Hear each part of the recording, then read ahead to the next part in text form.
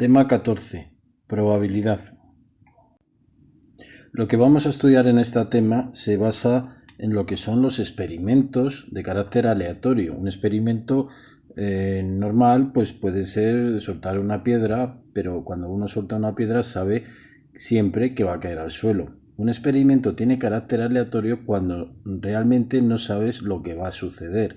El caso típico es cuando lanzas un dado y no sabes si va a salir el 1, el 2, 3, 4, 5 o 6. Es decir, el resultado no es previsible. Y cada uno de los resultados posibles, del 1 al 6 en el caso de los dados, va a ser, cada uno es un suceso elemental. Al conjunto de todos los sucesos elementales, el 1, el 2, el 3, etc., a ese conjunto E le llamamos espacio muestral. Es decir, el conjunto de sucesos elementales conforman un conjunto completo que es el espacio muestral. Y el espacio muestral se suele, igual que cualquier suceso, se representa entre llaves. Pero una cosa que hay que aclarar es que un suceso elemental no es solo, por ejemplo, que tiremos un dado y nos salga una cara. Podemos, por ejemplo, tener el caso de dos monedas que las tiramos al aire. Entonces lo que nos puede ocurrir es que con la primera moneda nos puede salir cara o cruz y con la segunda moneda nos puede salir cara o cruz. Por lo tanto, el espacio muestral de tirar dos monedas al aire, los resultados del espacio muestral son que salga cara en la primera, voy a ponerlo en rojo, que salga cara en la primera y cruz en la segunda, cara en la primera y cara en la segunda, cruz en la primera y cruz en la segunda, y cruz en la primera y cara en la segunda. Por lo tanto, cada uno de estos es un suceso elemental, aunque sea derivado de dos acciones, por decirlo de alguna manera. Y el espacio muestral, evidentemente, en este caso, pues será: este es un elemento, este es otro elemento, este es otro elemento y este es otro elemento.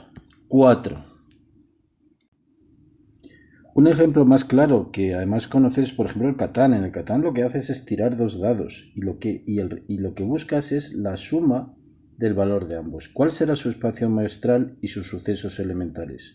Pues será sumar un 2, sumar un 3, un 4, hasta como mucho suma un 12. Es decir, aquí tendríamos 11 sucesos elementales.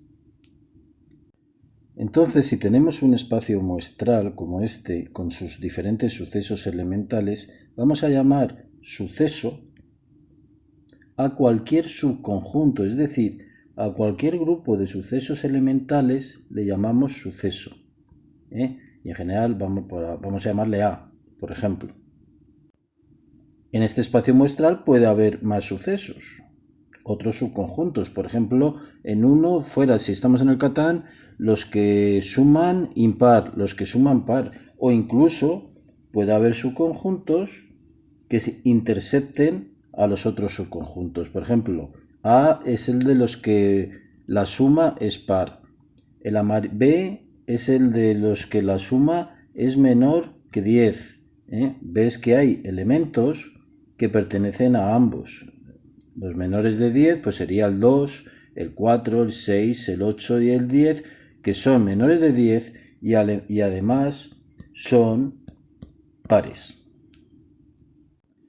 Aparte de cada suceso elemental, vamos a llamar suceso seguro al suceso de que salgan todos los elementos o que salga algún elemento de E. Evidentemente, el suceso seguro es que si sacas un dado o por ejemplo sobre 6, es que es el que cubre todas las posibilidades, es decir, el 1, 2, 3, 4, 5 o 6.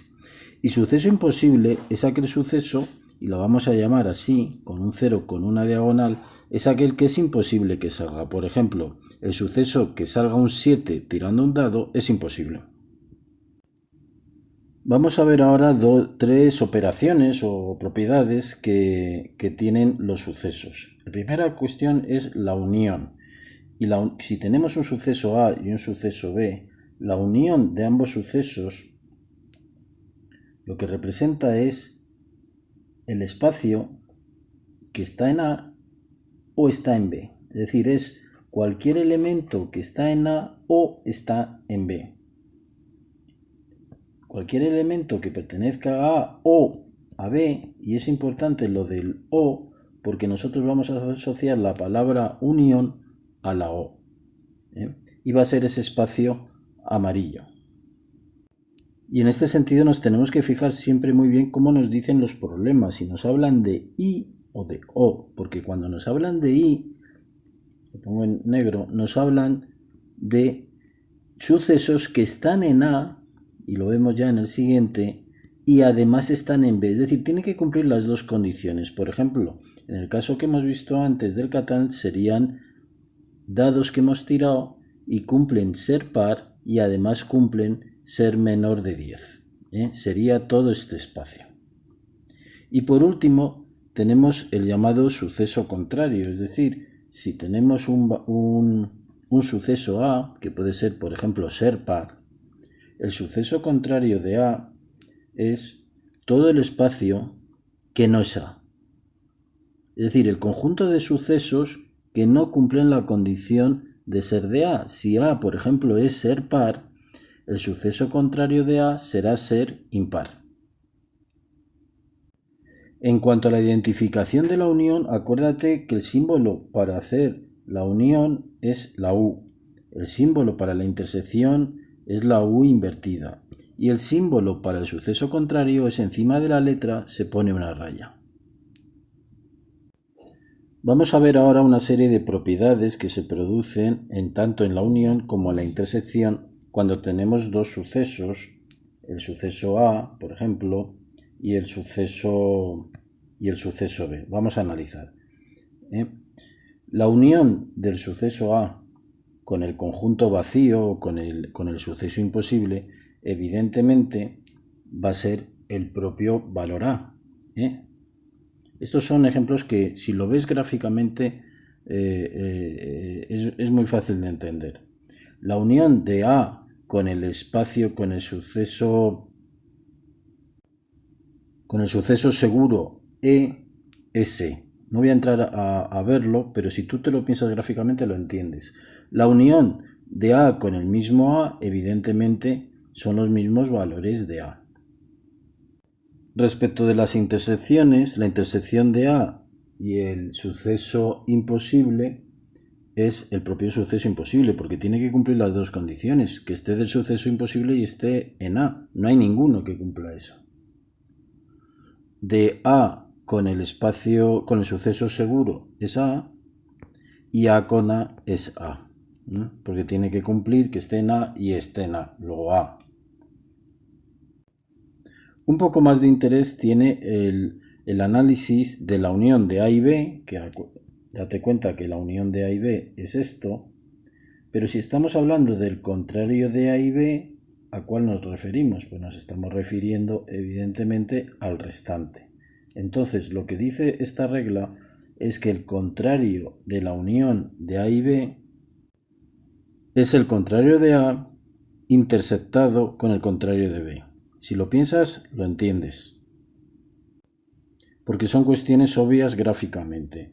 Y la otra relación importante es que el contrario de la intersección es la unión de los contrarios. Esta regla, si te cae en algún ejercicio, algo que tenga que ver con esto, pensándolo, lo puedes deducir. Es más, interesaría que lo vieras gráficamente, que representa el contrario de A y que representa el contrario de B, y si es la unión o la intersección. Hasta ahora lo que hemos estado viendo es una mera descripción de los sucesos y de sus elementos. Debemos a Laplace el que define o cuantifica la probabilidad de un suceso. Así, Laplace define la probabilidad de que ocurra un suceso A como la división entre el número de casos favorables, es decir, de casos que son sucesos que están incluidos en ese subconjunto, entre el total de los sucesos posibles. Incluso a veces esto se llama H dividido entre N. Por ejemplo, si en el juego de Catán queremos saber la probabilidad de que salga par la suma de los dos dados, los sucesos que son favorables es que sume 2, que sume 4, 6, 8, 10 o 12. Entonces, si nosotros queremos saber la probabilidad de que salga par la suma, lo que tendremos que hacer es el número de casos favorables, que va a ser 1, 2, 3, 4, 5, 6 casos favorables, entre los 11 casos que habíamos visto que pueden sumar los dos dados del Catán. Eso nos da 0,54. Luego, lo que nos está diciendo es que la probabilidad de que salga par, de que salga un 2, que sume un 2, 4, 6, 8, 10 o 12, es del 0,54. Esto se dice, la probabilidad se dice en tanto por 1. Aunque sí que es cierto que hay veces que se transforma, o lo podrás oír hablar, en tanto por 100, que sería un 54%. Lo que nos está diciendo esto es que de 100 veces que se tiren los dos dados, 54% saldrá, la suma de los dos saldrá par. A Kolmogorov debemos los diferentes axiomas o normas básicas que establecen las reglas de la probabilidad. La primera es que la probabilidad de que salga el suceso seguro es 1. Evidentemente, si nosotros tiramos 6 dados y definimos el suceso que salga 1, 2, 3, 4, 5, 6, su probabilidad será, la probabilidad de que salga A será 6 sucesos favorables, cualquiera de estos sucesos nos es favorable, entre 6 que hay en total, es decir, 1. Si por el contrario la A fuera la probabilidad de que tirando un dado salga un 7 o salga un 8, la probabilidad de A será, ¿cuántos sucesos son favorables? 0, porque es imposible que salga el 7 o el 8. Y sucesos posibles, 6. Siempre dará 0. Por lo tanto, la segunda regla de Kolmogorov es que la probabilidad del suceso vacío o del suceso imposible es 0. Lo que nos está diciendo que de alguna manera la probabilidad de un suceso siempre va a estar inferior a 1 y superior a 0. Podrá ser igual a 0 o igual a 1, pero estaría en esos dos extremos, o entre esos dos extremos. El siguiente axioma es que si la probabilidad de que suceda A es la que sea, evidentemente, si sumamos a esta probabilidad la probabilidad de que salga el suceso contrario, date cuenta que el suceso contrario está cubriendo el resto de sucesos. Por lo tanto, la probabilidad de que la suma de la probabilidad de A más la probabilidad de A contrario es 1. Porque 1 es la probabilidad del suceso seguro, ya que la unión de A con su contrario es el suceso seguro. Y una regla importante y que a veces equivoca a la gente es que si queremos saber la probabilidad de la unión de A con B, tendremos que la probabilidad de A, esta es la probabilidad de A, y esta es la probabilidad de B. Hay que fijarse que la probabilidad de la unión será la probabilidad de que pase A más la probabilidad de que pase B, pero hay que tener en cuenta que si lo dejamos así, tenemos aquí una zona que está contada como dos veces, porque se ha contado por la probabilidad de A y además se ha contado también en la probabilidad de B. Por lo tanto, hay que quitarle una vez, hay que quitarle la probabilidad de esa zona. ¿Y cuál es la probabilidad de esa zona? La probabilidad de la intersección de A y B. Evidentemente, si lo que tenemos Si son dos sucesos independientes, la probabilidad de la unión, que gráficamente será la probabilidad de que salga este y de que salga este, será la probabilidad de A, la probabilidad de B, pero ¿qué ocurre con la probabilidad de la intersección? Pues la probabilidad de la intersección, como la intersección de A intersectado con B, esta intersección es el conjunto vacío, es el suceso imposible, y su probabilidad del suceso imposible es 0, significa que esta parte de aquí la podemos quitar directamente. ¿Y qué nos va a quedar? Pues que cuando dos sucesos son independientes, la probabilidad de la unión de ambos, en este caso sí es la suma de los dos, porque no hay ninguna zona que intersecte entre A y B. Si lo que queremos analizar ahora es la probabilidad de la intersección de A y B, antes hemos visto la unión de A y B, a esto le llamamos probabilidad compuesta y es un tema muy importante. Pero antes de conocer cómo calcular la probabilidad compuesta, debemos conocer un concepto que es la probabilidad condicionada. La probabilidad condicionada es la probabilidad de que pase un suceso, que pase B, sabiendo que ha pasado A. Es decir, está condicionada el que pase B a que haya pasado el suceso A. Y se representa de esta manera. B condicionado a A. Y ese concepto nos va a ayudar a calcular lo que es la probabilidad compuesta, que al fin y al cabo la probabilidad compuesta es la probabilidad de la intersección.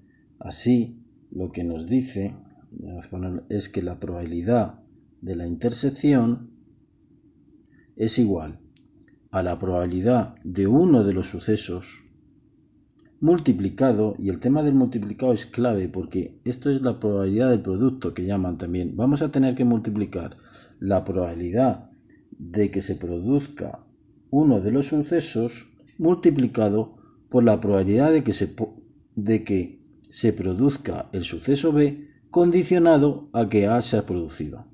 Esto luego en un ejemplo lo vas a ver muy fácil. De igual modo lo podríamos haber visto al revés, es decir, la probabilidad de la intersección es la probabilidad de que pase B multiplicado por la probabilidad de que pase A una vez ha pasado B. Cualquiera de estas dos fórmulas son claves. Vamos a verlo con un ejemplo. Tenemos tres fábricas que fabrican una pieza y la fábrica A produce el 60% de esas piezas, la B el 30% y la C el 10%. Lo primero que tendríamos que ver aquí ya claramente es que como esto suma el 100%, estas tres fábricas fabrican el total de todas las piezas, ¿vale? La segunda cuestión es que aquí te está hablando en tanto por cien. Lo suyo sería ponerlo en tanto por uno, que es la probabilidad. Es decir, la probabilidad de que una pieza salga de la fábrica A es del 0,6, de la otra 0,3 o 0,1. Evidentemente aquí la suma es 1. Y nos dicen también que de la fábrica A, de todo lo que se fabrica en la fábrica A, un 2% de las de A es defectuoso, de las de B es un 4% defectuoso y de las de C es un 1% defectuoso. Nosotros, de igual manera, deberíamos ponerlo en términos de probabilidad y no de tanto por cien, lo que nos quedaría el 0,02, el 0,04 y el 0,01 son las probabilidades de que salga defectuosa de cada una de esas fábricas. Para analizar esto es muy interesante hacer una tabla de árbol o un gráfico de árbol en el que estamos poniendo para cada una de las fábricas sus porcentajes. Y luego de cada una de las fábricas ponemos el porcentaje que es defectuoso. Evidentemente, una cuestión que no nos dicen pero que la podemos deducir claramente es que si en la fábrica A el 2% es defectuoso, no defectuoso, ¿cuánto será? Pues será el 0,98, porque esto tiene que sumar 1. es decir, la totalidad de lo que produce en la fábrica 1. Este sería el 0,96, perdón, ese no está ahí bien dibujado, es decir, en no defectuoso aquí sería el 0,96 y los no defectuosos de la fábrica C es el 0,99. Ese sería el gráfico de árbol, que nos va a ayudar muchísimo. Si queremos recordar un poco la terminología y para que te quede claro, esta es la probabilidad de que se fabrique en A, esta es la probabilidad de que se fabrique en B, y esta es la probabilidad de C. El 0,02 es la probabilidad de que salga defectuoso condicionado a que se ha fabricado en A. Aquí tendríamos la probabilidad de que es defectuoso condicionado a que se ha fabricado en B, y aquí la probabilidad de que es defectuoso condicionado a que se ha fabricado en C. Entonces, si a nosotros nos preguntan la probabilidad de que se haya fabricado en la fábrica A y además sea defectuoso, es decir, la probabilidad de A intersección con D, si recordamos la fórmula, es la probabilidad de A multiplicado por la probabilidad de que sea defectuoso condicionado a que sea fabricado en A. Bueno, no es necesario que te aprendas esta fórmula. Lo que te tienes que aprender claramente es lo siguiente, que para hacer el cálculo de esta D, lo que vas a tener que hacer es multiplicar el 0,06, que es este valor de aquí, lo tienes que multiplicar directamente por el 0,02, que es este valor de aquí. Dicho de otra manera y para que te acuerdes, yo le llamo los filetes, es decir, si tú quieres obtener D, lo que tienes que hacer es multiplicar esta línea, los dos valores de esta línea. Por ejemplo, si a nosotros nos preguntaran cuál es la probabilidad de que sea defectuoso y se haya fabricado en C, pues es esto, defectuoso C.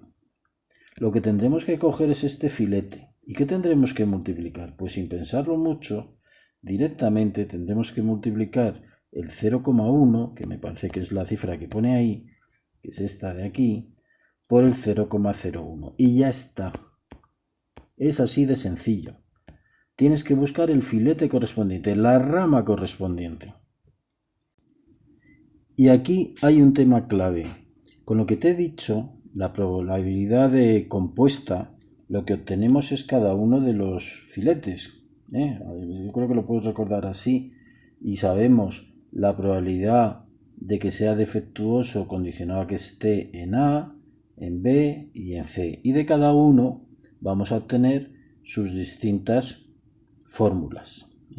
El cálculo, que es la multiplicación. Eso es lo que tienes que recordar, que es la multiplicación. Y vamos a obtener el primer valor, el segundo valor y el tercer valor.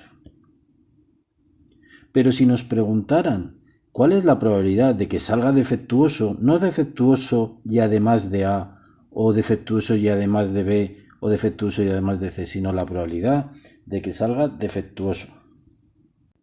Pues yo creo que es evidente que si queremos saber la probabilidad de que salga defectuoso, tendremos que sumar lo que hemos obtenido aquí, más lo que hemos obtenido aquí, más lo que hemos obtenido aquí. Es decir, la probabilidad total, y así se llama esto, es la suma de las probabilidades compuestas.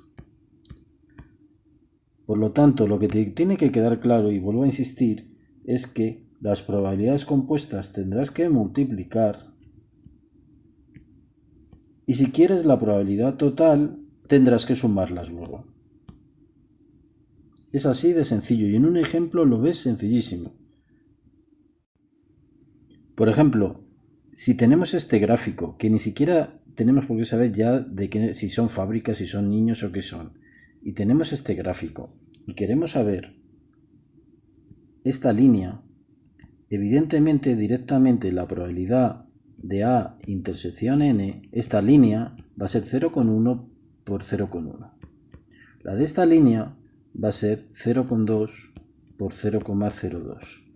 La de esta línea va a ser 0,5 por 0,2. Y la de esta línea, si las tres líneas se refiere, por ejemplo, a niños negros que hay en clases, las 4 son de los niños blancos estarían aquí, por ejemplo, este sería 0,2 por 0,1. ¿Vale?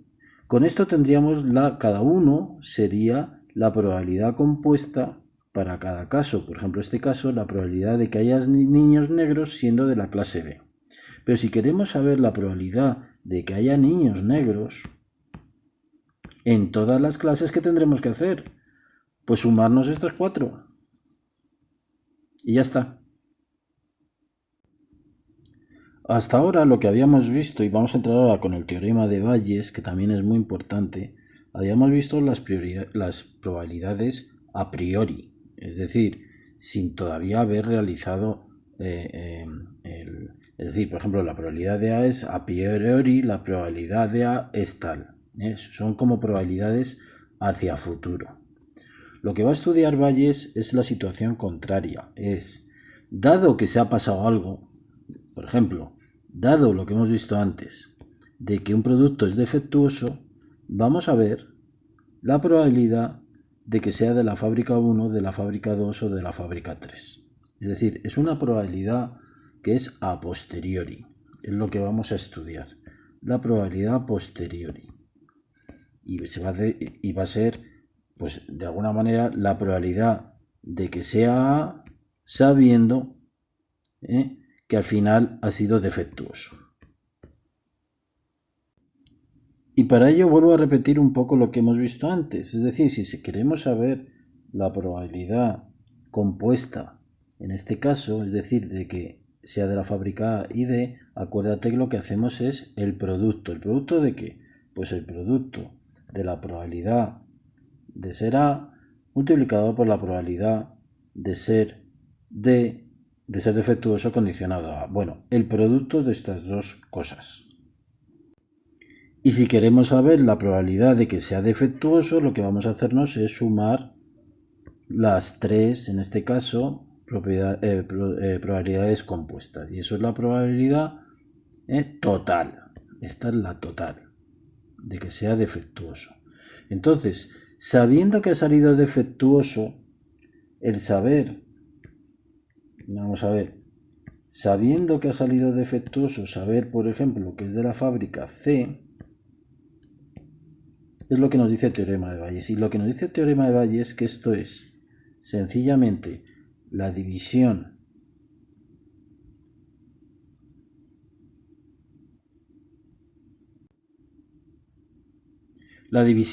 entre la productividad, entre la probabilidad total, es decir, esto que tenemos aquí, y en la parte de arriba lo que hay que meter es la probabilidad compuesta del filete que nos están pidiendo. Y esa es la probabilidad de que se haya fabricado en C sabiendo que el producto ha sido defectuoso. Estos ejercicios son muy sencillos. Básicamente tienes que saber que el producto es la compuesta, que la suma es la total y que la probabilidad condicionada que haya salido el final es la división de las dos. Y ya está. Y vamos a terminar con una cuestión que es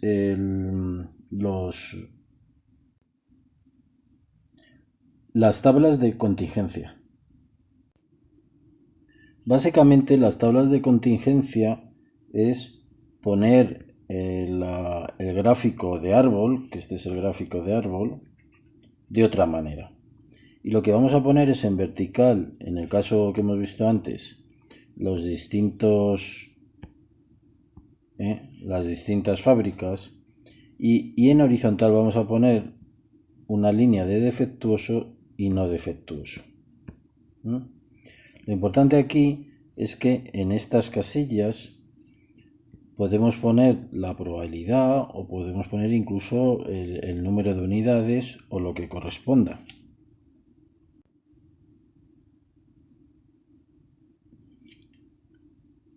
Y si ponemos probabilidades, lo que hay que poner es la probabilidad, por ejemplo en esta casilla, de que pertenezca a, de que algo pertenezca a y pertenezca a D, es decir, la probabilidad de la intersección.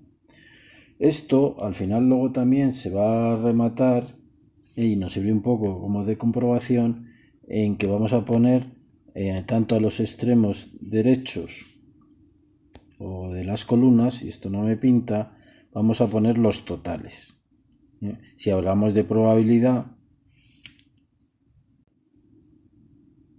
entonces al final en horizontal pondremos el total, por ejemplo en este caso, de la probabilidad total de que esté defectuoso o la probabilidad de que esté no defectuoso, que será la suma de las probabilidades que en cada línea.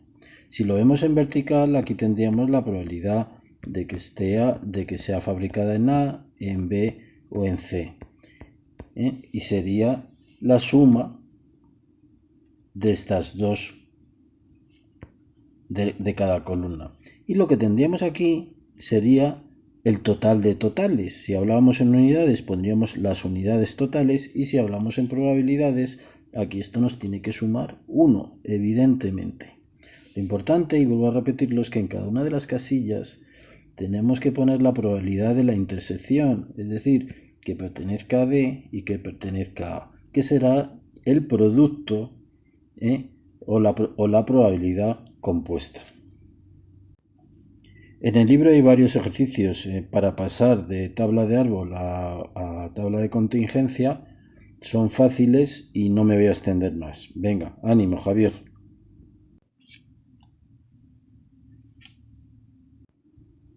Solo terminar con una cosa que acabo de recordar y es de cuestiones anteriores. En muchos casos a ti lo que te van a poner es dos acciones, es decir, por ejemplo, de una baraja de cartas sacamos una carta y te piden la probabilidad que seas de copas, pues que será sucesos favorables 1 entre 40. Y en unos ejercicios te dicen cuál es la probabilidad de que vuelva a salir unas de copas o que te salga unas de copas en un segundo suceso. Si el suceso es independiente, pues será nuevamente 1 entre 40. Pero te tienes que fijar muy bien en lo que te dicen, porque en muchos casos lo que están diciendo es que la carta que has sacado primera no la vuelves a meter. Por lo tanto, la probabilidad de que al sacar una nueva carta seas de copas será un suceso favorable entre 39 y así sucesivamente. Esto también se produce en muchos casos cuando tienes una bolsa y te dicen que tienes una bolsa con bolas rojas, verdes y amarillas, y te dicen y sacas una bola. ¿Cuál es la probabilidad de que sea amarilla? Pues la probabilidad de que sea amarilla es 1/3. La clave está en que si te dicen que vuelves a hacer la acción, si metes la bola, evidentemente es 1/3. Pero si no metes la bola primera, porque la primera te ha salido verde, pues la probabilidad de que salga amarilla será 1 entre 2, porque ya solo te quedan 2 bolas. Por lo tanto, tienes que leer muy bien los ejercicios para ver si vuelve a meter la bola o no vuelve a meter la bola.